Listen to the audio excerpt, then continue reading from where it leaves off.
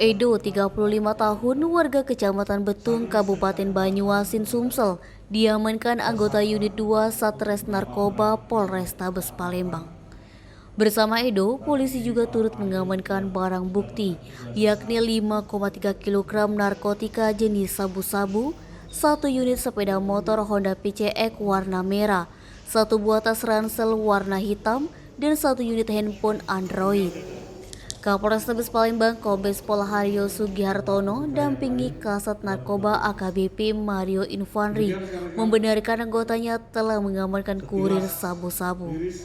Pelaku merupakan seorang kurir yang bertugas mengambil barang di TKP.